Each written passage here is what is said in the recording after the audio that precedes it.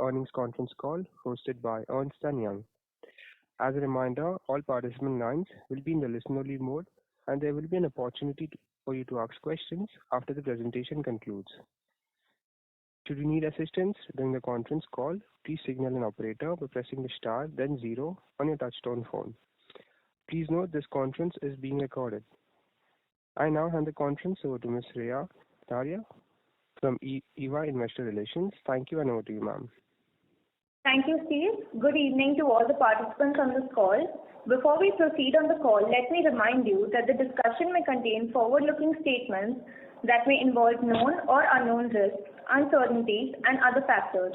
It must be viewed in conjunction with our business risks that could cause future result performance or achievement to differ significantly from what is expressed or implied in such forward-looking statements. Please note that we have mailed the results and the same is available on the exchange. In case you have not received the same, you can write to us and we will be happy to send the same over to you. To take us through the results and answer your questions today, we have the top management of Bluestone Jewellery and Lifestyle Limited, represented by Mr. Gaurav Singh Kushwaha, Founder, Managing Director and Chief Executive Officer, and Mr. Rumed Dugar, Chief Financial Officer. We will start call with a brief overview of the quarter gone past and then conduct the Q&A session. With that said, I will now hand over the call to Mr. Gaurav. Over to you. Thank you, Rhea. Good evening, everyone. Thank you for joining us today. It is my pleasure to welcome you to Bluestone's first earnings conference call as a publicly listed company. This marks a significant milestone for us as we are truly excited about the progress we have achieved so far. Before we begin, I would like to sincerely thank all our investors and shareholders who participated in our IPO and placed their trust in us. We deeply value this trust and are fully committed to creating long-term value for all the stakeholders. I would like to extend a special thanks to our banking partners, legal advisors, and all stakeholders who played a pivotal role in guiding us through this important journey. Last but not the least, I want to express my sincere gratitude to the entire team at Bluestone. Their unwavering commitment and hard work has been fundamental in shaping the company into what it is today. Now, before we discuss the quarterly results, etc., this is our first earnings call after going public, and this is the first time I'm speaking to a lot of you. So, would like to also take this opportunity to quickly walk you through our journey over last 13 to 14 years, and tell you a bit more about myself personally. So I started Bluestone in 2011 with seed round or initial funding from Axel Partners, and Axel Partners has been one of the strongest supporters throughout. Even before starting Bluestone, I had another company. I started my first company in 2007, which was a social network, and that was also funded by Axel Partners. Prior to that, I studied in IIT Delhi. I did computer science from there. I graduated in 2001 and worked programming jobs. Amazon was the last company I worked in, and from there I got interested in consumer internet space and started two companies. One was social network, and which I sold to Flipkart in 2010, and then moved out of it. And then I was thinking of I was in process of figuring out what to do next. And having seen how Flipkart, Myntra, and some of the early e-commerce companies in other categories were progressing, I decided to do something in commerce. I could clearly see the opportunity there, and hence I started evaluating a lot of categories. And while doing that evaluation, I realized that jewelry is an amazingly beautiful category. It's a category built for the country. Every other category that I was looking at that time, Indian market was not that big. In fact, so any category if you look at and if you compare the size of Indian market with US market, in that category in India would be 1/10 or 1/15 the size of US market. Now, when I looked at jewelry, I realized this category is almost as big as its US counterpart. And more importantly, it's very ingrained in our society. So it's very cultural to us. It's very fundamental to us, which was some of the very good, some of the beautiful things about the category. I had no prior experience in the category. I had never entered a jewelry store before starting it. But everything that I looked at, everything that I saw in the category, I found it very beautiful, and decided to start in it. And at that time, Axel, who had worked with me in my previous company also, they also decided to jump in, and they wrote me a seed check of $4 million, with which we started. I built an initial team through mostly my juniors from IT and their juniors or their network, through their network, through my network, and so on. And we started addressing. We started with the belief and with the idea of building an online-only jewelry brand. We were very clear that it's not going to be a marketplace model. It's going to be a direct to consumer model. In fact, the term D2C was not coined at that time, but everything that the conclusions that we came to make the fundamental tenets of D2C now. So we realized that what we were going to sell on our website on bluestone.com were going to be our own products, our own designs, and it was not going to be someone else's designs. In the beginning, we started working with, so we created a set of 300-400 designs, primarily rings, earrings, pendants, and decided to sell them. The first step was obviously to catalog them, and I think that was when we met our first big challenge. When we tried to photograph jewelry pieces, we realized that this category, the kind of products and the nature of the products make them very difficult for camera. It makes it impossible for camera to take beautiful photographs of jewelry pieces, mainly because they are reflecting surfaces, refracting surfaces, which gold reflects the light, diamond lets the light pass through, and so on. We looked around to see how others are handling it, and we realized that no one was either serious about it or was capable of doing or solving it. So we were the first ones in the world to then use 3D rendering, 3D modeling to then depict jewelry beautifully. And that quite honestly changed the game for us. And when we transformed our entire catalog from photographs to 3D renders, the quality of the products, etc., was very, very high. And coming to think of it, when we're an online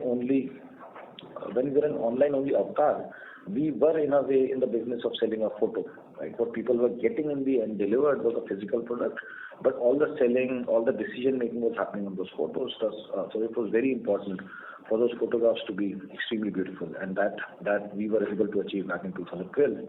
And then on, I think our next big observation was that as we were expanding our catalog, we could not inventorize everything. We had limited capital available to us.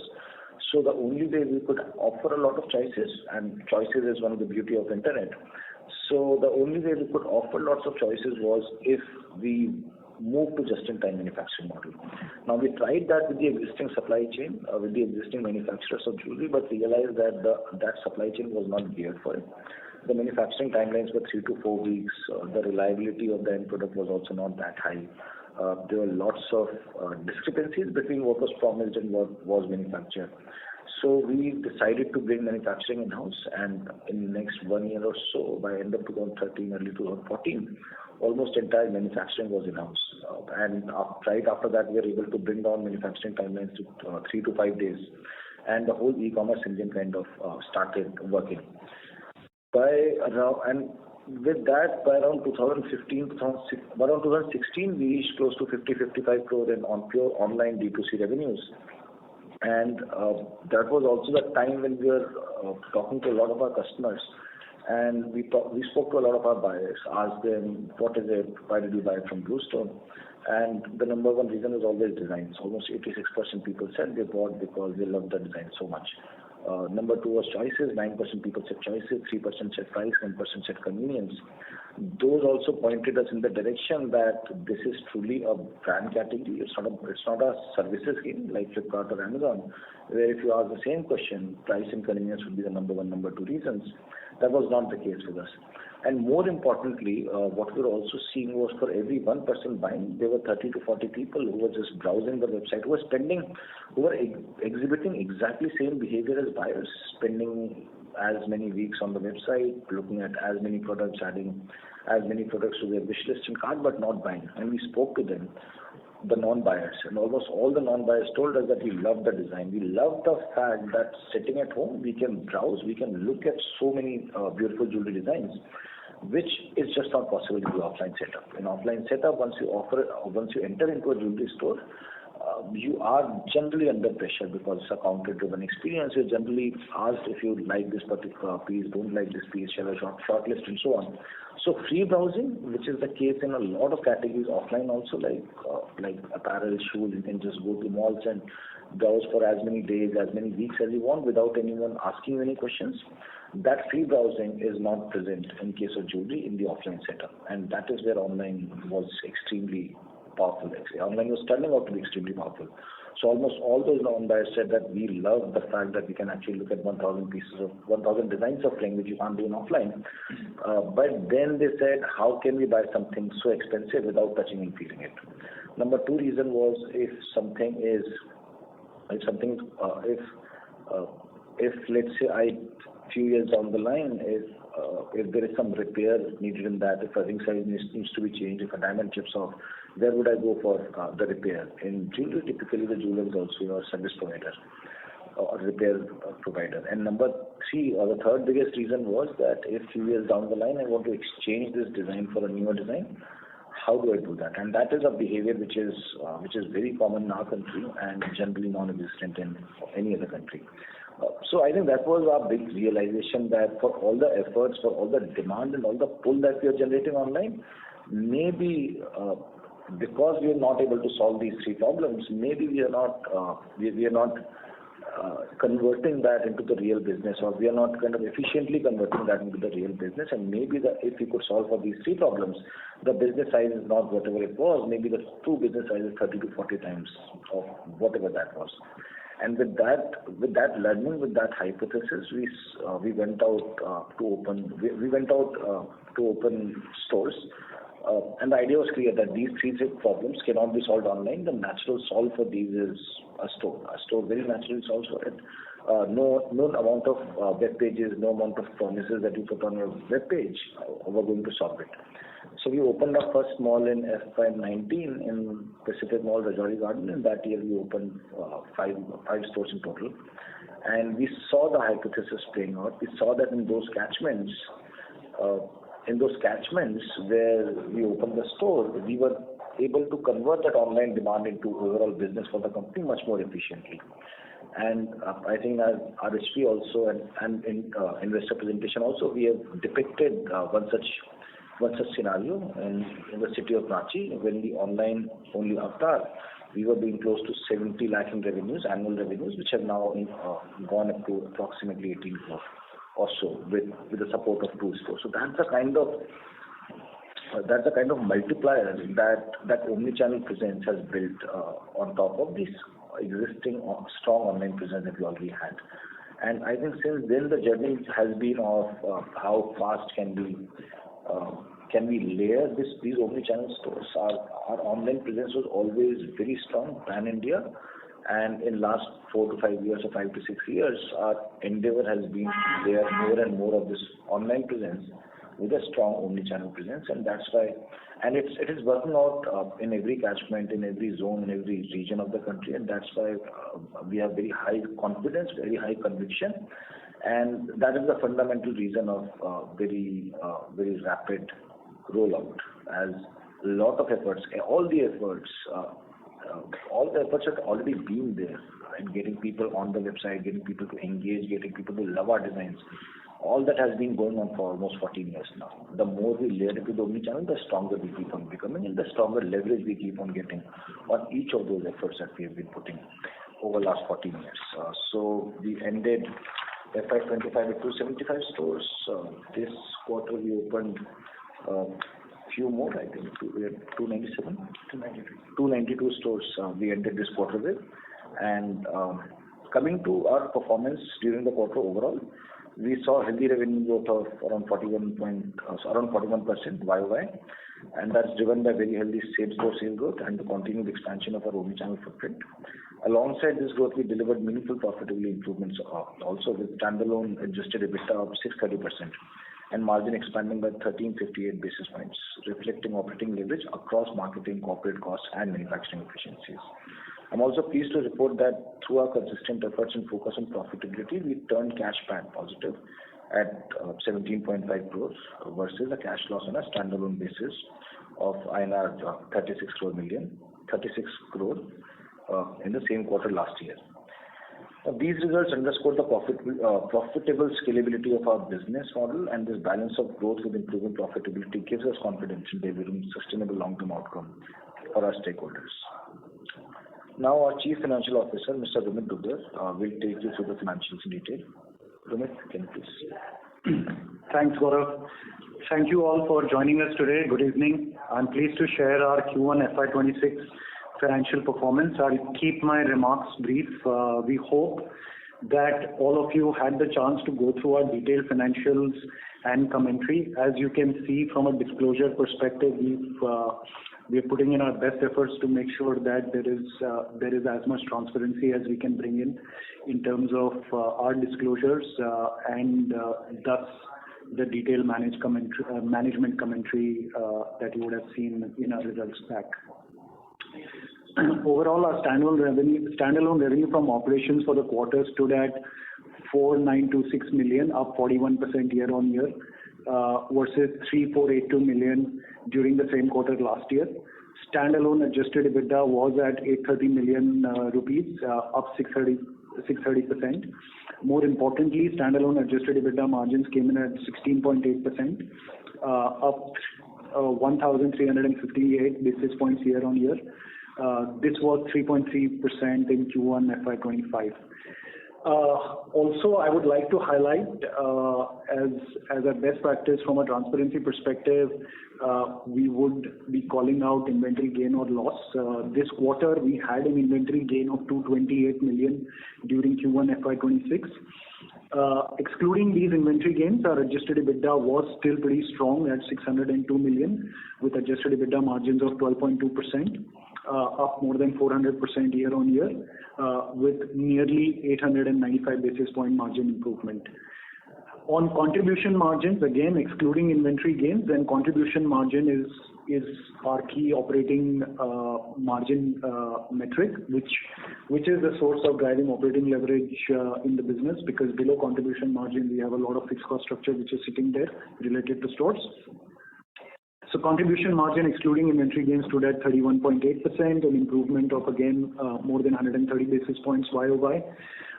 This expansion was primarily driven by scaling of our new manufacturing facilities that opened in FY25, which are improving man capacity utilization as well as stabilizing and delivering process efficiencies.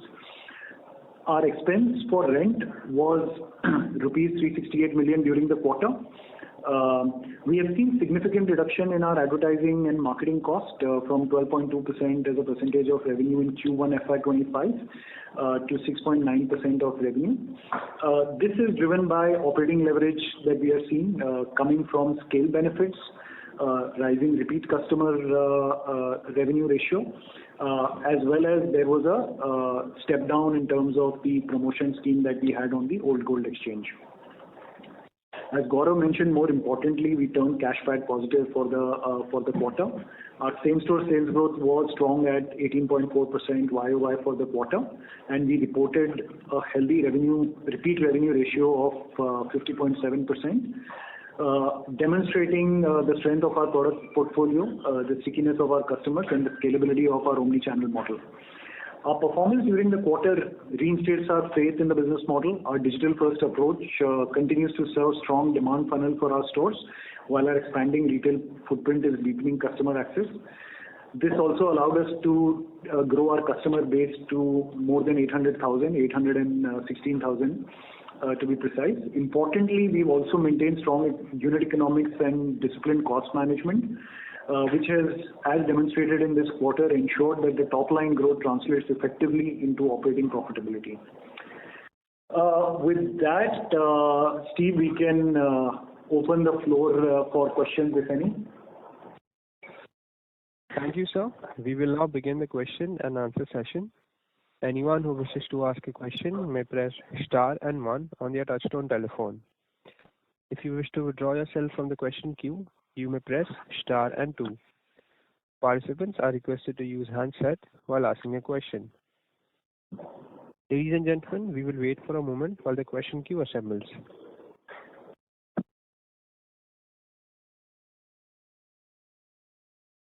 The first question comes from the line of Arvind Kodipaka with IME Portfolio Managers. Please go ahead. Hello. Hello. Hi, Arvind. Go ahead, please. Hi. Thanks for the opportunity and congratulations on good set of numbers. I had a couple of questions on the model itself. While I understand the omnichannel model and the argument very well, is it possible for you to distinguish between a customer who walks in directly into offline and someone who is influenced online and then say goes to a store? Yeah. So there are various ways of doing it. I think one of the obvious ones. So there are two major ways of doing it. One of the obvious ones is a lot of people when they are browsing on the website, they also tend to register, especially repeat users. Yes. Yes. Okay. So when someone is registered, we already have their email and phone numbers. Okay, and when they make the purchase in any of our stores, that phone number, email is mandatory. It's the same system essentially. So the point of sale that we have in stores is nothing but the website. Okay. So I understood that. Yes. So the moment someone does that, we match that person to their browsing history. Let's say a few weeks prior to making that purchase. Right. So for every person who is registered, we have tracking. There's something called cookie-based tracking. So we have that in detail on every person, whether the person is registered or not registered. Cookie-based tracking goes all the way for 6 months or 12 months. So the question. Exactly. No, exactly. I am familiar with this. The question is. So that is one way. So that is one way. Secondly, what happens is a lot of these users that we get from Google, Facebook, etc. So what they also provide is so there's something called hashing. So once you anonymize your buyers' phone numbers and email addresses and supply it to them, they also tell us that how many of those people have actually come to my website from these platforms. Sure. So these are two ways with which you can actually match this. And when we do this matching, that match is very, very high. Yeah. So then what percentage of your sales can you actually attribute to someone who has browsed beforehand, before getting into the store, and someone who's directly walked in without having a 1 or 2 week history of browsing in that particular category? Sure. I'm trying to get to that.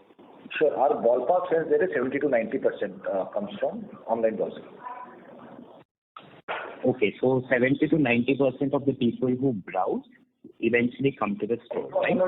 70 to 90% of people who end up buying, they had browsed the website prior to buying from the store. Okay, and the browsing window is what, like 1 week, 1 month, 3 months? 1 month. 1 month. 28 days. Okay. Yeah. Okay. Is it possible for the company? In general, then the number of people who are browsing is in millions, right? Every day. Sure. Obviously cannot be 70 to 90% of that. Is the number of people who are buying. 70 to 90% of buyers were browsers on the website. Understood. Yeah, I understand. I should have asked this way. Sure.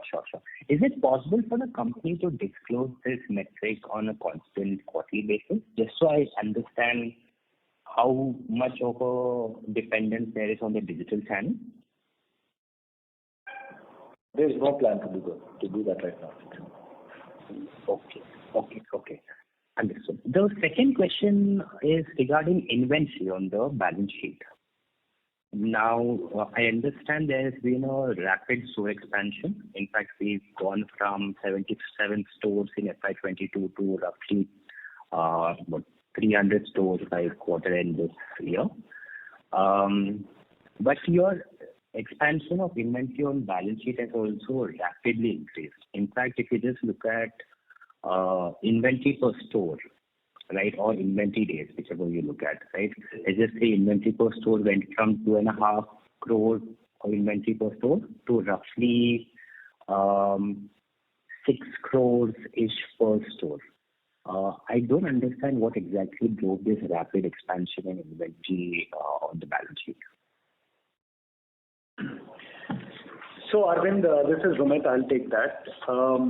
Look, before I actually get into the specific question, let me also kind of take a step back and give you some color on how we kind of operate, how we recognize revenue, etc. So you can contextualize our inventory versus some of the other peer sets, etc. So one is in terms of revenue recognition, we recognize revenue only on a B2C or a retail sales basis. So even though we have some franchisee stores, we don't recognize revenue when inventory moves from our balance sheet to, let's say, a franchisee store, right? So we are a B2C sales revenue recognition. As a result, the balance sheet that the inventory that you see is the full view of the retail channel. That is number one. Number two is, again, we are fully vertically integrated into manufacturing, which reflects in our superior contribution margins, etc., right, versus the peer group. So there is also manufacturing inventory that is sitting on our balance sheet, which you need to consider. Third factor, now coming to the inventory, large part of the inventory is gold, and to the extent the inventory is hedged, there will be obviously mark to market.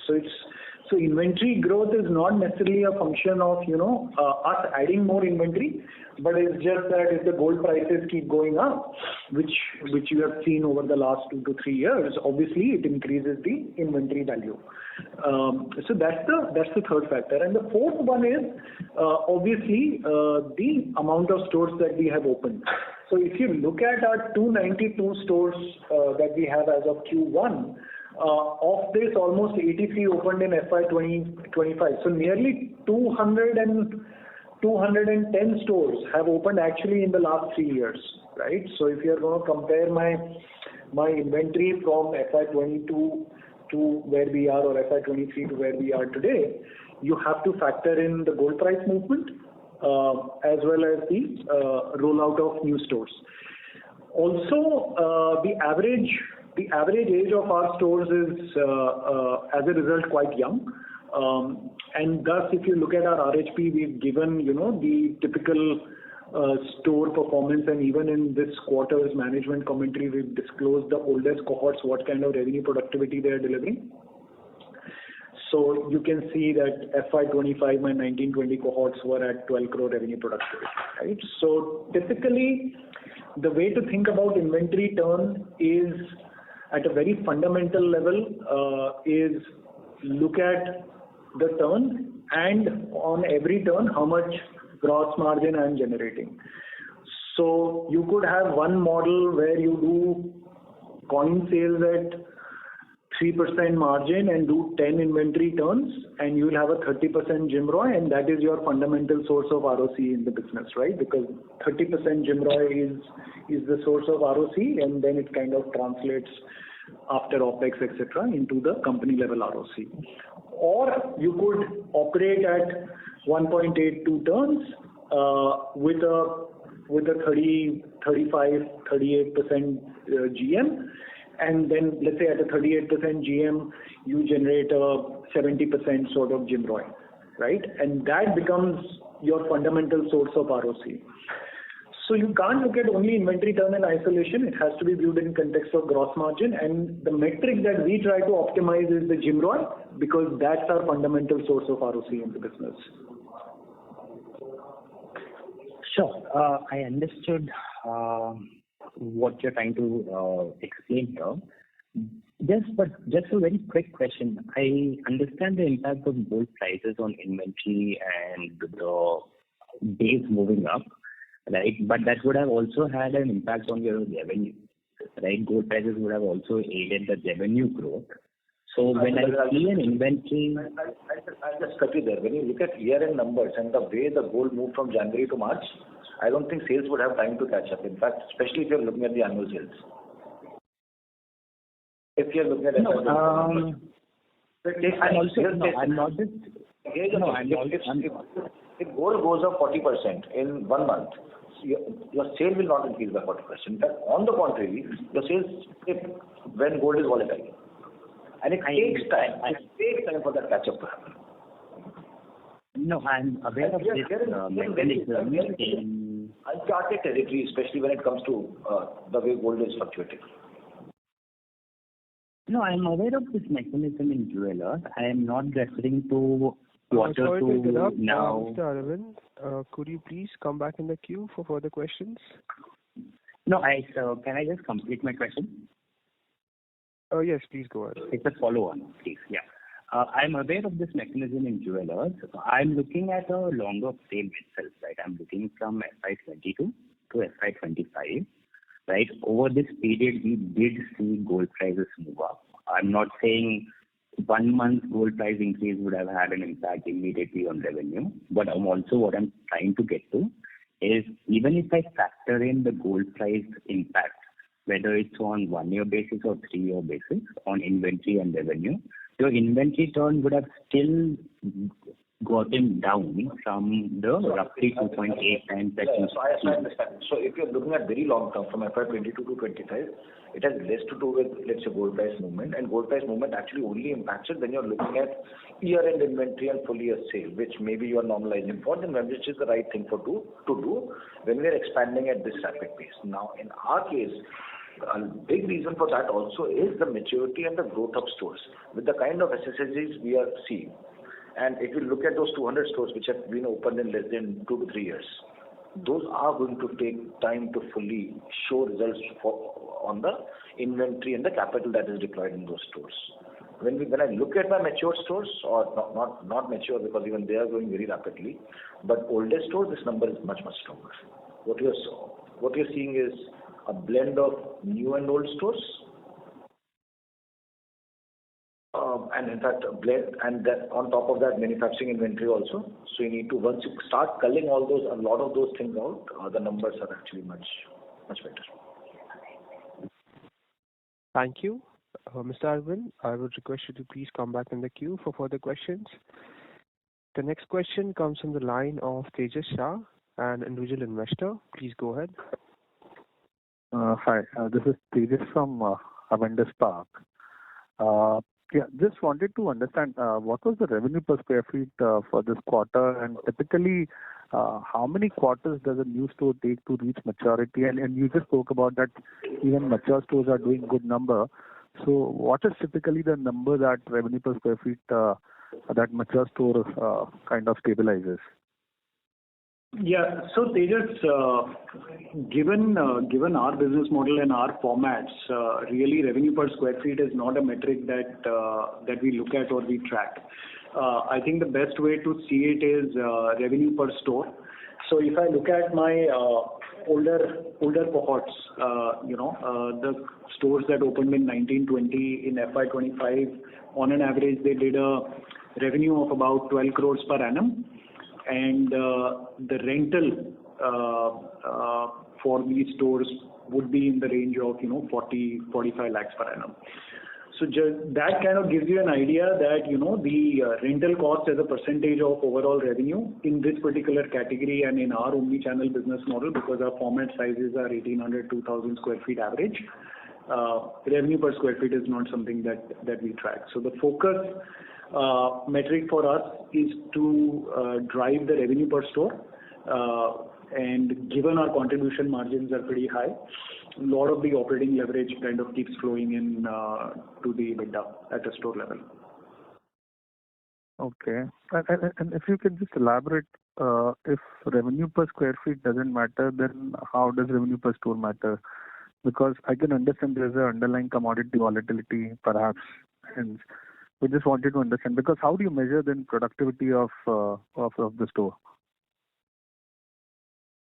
So on a per store metric, right? So revenue per store, rent per store, employee cost per store, facility cost per store. So the way we build the unit economics, and you can look at in the RHP, we've given the unit economics of our older cohorts. So typically, an all-in cost in our FY19-20 cohort is about 1 crore, which includes rent, facilities, and store employee cost. So now, if a 12 crore revenue productivity store at 32% contribution margin, there's about 3.2 crores of contribution with about 1 crore of OPEX, which includes rent. So that delivers a 22% post-rental store level EBITDA. So that's the way we think about it. And these stores are still seeing SSSGs, right? So it's not that these are our oldest cohorts, but not to say they are matured. And thus there are a lot of categories where we are still not present in. There is room to expand merchandise. There is room to build and get into more product categories, subcategories, which can then continue to drive growth even in these stores. And as you can see, if on an existing mature cohort or the older cohort stores, at 12 crore, if there is a 15%, 20% kind of SSSG, that incremental revenue, the EBITDA margin for that is almost equal to contribution margin. And mature stores are showing SSSG, which is volume led, or because there's a lot of pricing element also which plays a role here, right? See, we generally are non-existent in coins, chains, and a lot of grammage-based products. And typically, in our case, what happens is people come with a budget of, let's say, 50 to 70,000. Now, that same person's budget is not going to double if the gold has doubled. We are all mostly middle class, right? So essentially, the product that they end up buying is different because 1 year back there was some other product in their budget. Now there's some other product in their budget. So that is essentially what we largely see. Also, historically, there have been periods when gold was not moving that rapidly. Our ASPs have increased in those periods also. So if you go back 2-3 years and so on, and not look at just the current ASP increase, you will see that those ASPs have generally been increasing. Okay. And last one, if I may, and since we are talking for the first time, just wanted to understand what are the top 5 KPIs you monitor to understand demand environment and productivity of the stores? So, Tejas, what we look at is one, the cohort level per store per month revenues. I think that is one of the key matrices that we kind of look at, and then obviously it gets broken down into how much is repeat, how much is coming from new customers, how much is the AOV, and these are the output metrics. But lot of our fundamental approach to execution is very input driven. So metrics that we control in terms of the designs, in terms of the inventorization, in terms of the design turns, in terms of the GMROIs at a design level, etc. So a lot of our matrices are very input based. But from your perspective, the output metrics, I think the key one is per store revenue per store per month at a cohort level. I think that is the key output metric, I would say. Perfect. Thanks a lot and all the best for coming quarters. Thank you. Ladies and gentlemen, if you wish to ask a question, you may press star and 1. The next question comes from the line of Aditya Jain from Cartella Ventures. Please go ahead. Hi, good evening. Thank you so much for this opportunity. Congratulations on the strong growth, Gaurav and Ramit. My question is on the same. We see a few factors playing out in this growth. Despite the elevated growth prices, we've seen your customer base expanding. You've opened up new stores. But at the same time, we see moderation in your stud mix. It has gone down to 64% from 69%. But the gap was filled with increase in average order value. So how do you see these factors playing out in the upcoming quarters? Which one do you see would play a main role in sustaining the growth? At the same time, can you help me understand if this increase in average order value was adjusted for the prices or it's including the price rise?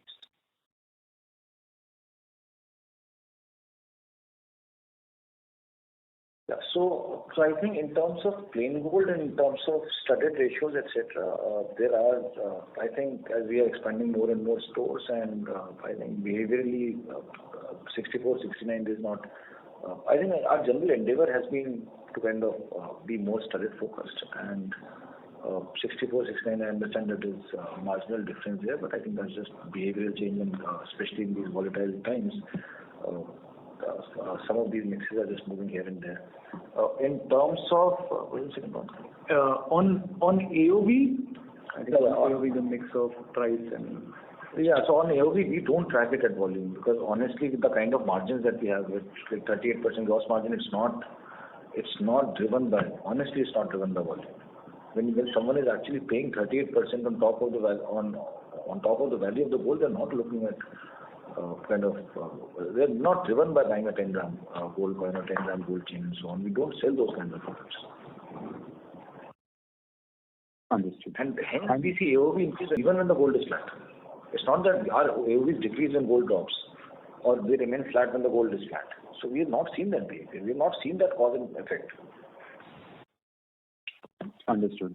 And this increase in customer base expansion, this is largely driven by your online efforts or new stores opening up? Both. So essentially, I think what's happening is the omni-channel as a behavior is fundamentally seeping in more and more people. And younger generation is naturally online all the time. You can just see around yourself also. Everyone is just glued on their mobile all the time. A lot of this discovery happens on Instagram, Google, and so on. People are just discovering the world on their reels, on their TikToks and so on. So I think all that is happening, and all that, the more that happens, the stronger we'll keep on becoming, because we kind of tap much better into those platforms than the traditional players. So that is happening. I think it's a behavior, it's a societal change. If I just kind of try to look ahead 20 years, I think all the discovery and a lot of mobile and technology will be doing, or internet will be doing a lot more than what it is doing right now. So I think it's a behavior change that has happened over the last 20 years. We are in 2025 right now. 2005 there was no mobile, there was no hardly any wireless routers. Right from there we have come to this point in 20 years. Next 20 years, God only knows what will happen. But internet and technology is going to play a much stronger role, and that is where we are much stronger. Understood. Since this is driven by omni-channel growth, and you also mentioned that you've cut down on your marketing costs. Your marketing cost has gone down by a few percentage points. I mean, how has that impacted, given your conversion cycles of around 1 month? How the efficiency has increased drastically. In last 1 year, the platform's efficiency has increased drastically. So it's on the back of efficiency, it's on the back of reducing cost per lead or any other method? Which is efficiency, right? The platform. So typically what happens is, or what gives online marketing more strength over traditional marketing is the ability of that platform to know about each and individual customers. And you would have experienced that yourself if you're an Instagram user or Google user. If you have a certain intent, these platforms are much stronger now, or much more accurate now in targeting you. So that efficiency essentially is what translates into eventual marketing efficiency also, which traditional media does not have. You still have to spray and pray. Traditional media is all about spray and pray. My last question is on the same-store sales growth. I believe a few of other people have asked the same question, but your same-store sales growth for this quarter was around 18.4%. At the same time, the FY25 growth was around 32.1%. Now, I believe you have opened up new stores as well. How do you see these same-store sales growth panning out across different regions or different geographies? And if there is any particular geography that is moving slow, how are you managing inventory there? So I think from a geographical perspective, it's reasonably well distributed. I don't think there is anything to call out from a geographical perspective. I think what has also happened is we've seen this calendar year, gold has moved from 75,000 to almost 1 lakh plus, and it's all happened in a very short time. As Gaurav was, I think, answering one of the questions earlier in terms of gold price increase. Gold price increase impacts pauses the customer purchase. So what consumers, especially our type of buyers, want to see is a stable gold price or if the gold price is trending up, but with not high velocity change. So that is what I think has been there for the last, bulk of this calendar year. So I think the growth is still pretty strong considering the outlook and the environment of very high gold prices, right? I mean, if you recall, April had a record price increase in gold.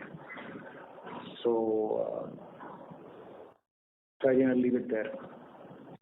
Understood. All right. Thank you so much. Thank you. The next question comes from the line of Gopal with SBI Life Insurance. Please go ahead. Hi, am I audible? Hi, Gopal. Yeah, we can hear you. Yeah, congrats for the strong performance.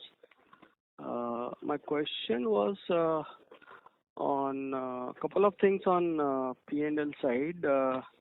This franchisee commission was higher sequentially and year on year. So is there any one-offs in this? Yeah, so there were some franchisee settlements that are there, right? So some of the contracts that we had earlier with the franchisees, I think as we are kind of exiting those contracts, there are some of these one-time kind of settlements that are there when we exit these contracts. So right now, what is the mix, franchisee and own store? 75 is franchisee and out of 292. Okay. And if I'm not wrong, this is part of financial cost? No, so there are two components, Gopal. One is the minimum guarantee that we give to the franchisees, which is recorded as financial cost. And anything over and above that minimum guarantee is recorded as OPEX. So what you've seen in that franchisee expense is the delta on the OPEX, as there were some exits that we are taking, and then there are some provisions, right, with respect to those exits that we are taking with those franchisees. Okay. And the absolute other expenses were down, and if I try to split it between spends, I was wondering why manufacturing expenses should be down absolute level. So two things there. One is that because we are vertically integrated into manufacturing expense is a function of how much production I have done in that quarter. So if you look at our inventory change between Q4 and Q1 is not very large, right? So there was no big inventory build-up. So the production facilities were optimized for efficiency, not for inventory build-up, and thus the expenses are lower. And same time last year we were kind of ramping up, right? Because we were opening 83 stores, the store rollout was front-loaded, etc. And also it's also a function of capital. In last year, if you have access to capital, then you front-load some of the inventory for seasonality, for store rollout. So I think all that also creates some volatility in the base quarter. And also, Gopal, we had some of the factories which are new there. So and as those any new factory essentially has it takes some time to then start operating at more efficiency or higher efficiency, which has happened. Yeah, I can understand the efficiency, but how come absolute expenses goes down is where I was wondering actually. Yeah, which is, as I mentioned, Gopal, it's a function of production, right? Like if I'm not building out inventory, the production that I'm doing in that quarter is lower. Thus, the labor that I need to use, right, in terms of costs, the quantum of all the expenses is much lower. Because I can keep moving up and down my mined capacity. So there is an installed capacity and then there is a mined capacity. I can keep adjusting the mined capacity to optimize for capacity utilization. Got it. And same is the case on the ad spend side? Ad spend, Gaurav. Ad spend, I think I answered this question I answered as part of the previous question also. So the platform's efficiencies have increased. We are seeing from last year to this year, we are seeing significant improvement in the efficiency of online platforms. It's mainly Google and Facebook that we work with. Just to add, also Gopal, there was a downward revision in our carrot upgrade offer, right? So earlier when we had launched the offer, so that way we are now spending less, right? Like the absolute cost. So that also drives slightly lower cost. So out of the 34 crore, how much is related to extra carrot which you are giving? I think roughly it will be, I don't have the exact number, maybe I can come back to you in terms of the exact percentages of how much is of this breakup of 34 crores. Generally, how much it is in the full year basis? I think historically it's been about 2 to 3% in that territory. Historically, I'm saying. Now in this base quarter, it would have come down for sure. 2 to 3% of sales, I'm saying. Okay. And I'm sorry to interrupt, Mr. Gopal. I would request you please come back in the queue for further questions. Ladies and gentlemen, you are requested to limit your questions to one per participant. The next question comes from the line of Arpit Shah with Stallion Asset. Please go ahead. Hello. Am I audible? Oh, yes, sir, you are. Yes. Please go ahead. Yeah, hi Gaurav, hi Romit. Congratulations on the IPO, on the listing. I'm just seeing the company very initially. Just wanted to understand what is typically the difference between our contribution and gross margins? It will be my one of the questions. Yeah, sure. So the delta between our contribution and gross margin is, look at it, we are vertically integrated into manufacturing. So our gross margins are material margins. So between contribution and our gross margin, we have the factory cost, the payment gateway cost, logistics, insurance. So the delta is roughly the direct costs, which includes production, hallmarking, certification, payment gateway, and insurance. Right. And you did mention in some of your answers that our mature stores, or at least our older stores, are doing about 23 to 24% operating margins. So does this number include the corporate overheads or the branding expenses for the company, or is this a standalone store number, 23 to 24% operating margins? That's store level margins. Got it. And can you just help me with the store economics as well, inventory per store, capex per store, what kind of numbers do we do there, and how does the store look like in terms of year 1 revenue, year 2 revenue, or year 3 revenue? And also wanted to understand the model on the franchising side. What kind of minimum guarantees or what kind of capex guarantees do we have to give them? And if you can just walk through that. Sure, I'll take the last one first on the franchising model. Look, this was a model that we had in 2019-20 when we started moving from pure digital to omni. And that was the capital that was available to us, and that worked as mesh financing. So we've stopped doing franchisees largely, and we are exiting those contracts. These typically had a 12 to 15% kind of minimum guarantee and revenue share. On the store economics, Arpit, I would actually encourage you, in the interest of time, to actually look at the RHP. We have a store economics model detailed out in the RHP for the older cohorts, and maybe we can. I mean, it will require a detailed answer. So just in the interest of time, maybe you can have a look at the RHP, and then you can reach out to us, and we can take that up. Sure. Thank you. I think we'll have a call soon. Thank you. Thank you.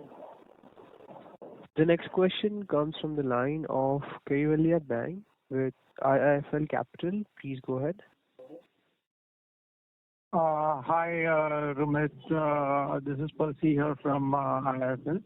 I just wanted to understand on the inventory of 1,750 crore, would you be able to give me an idea how much of it is actually store inventory?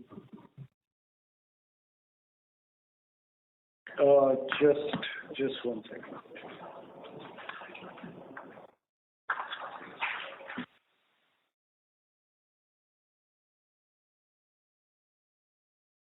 So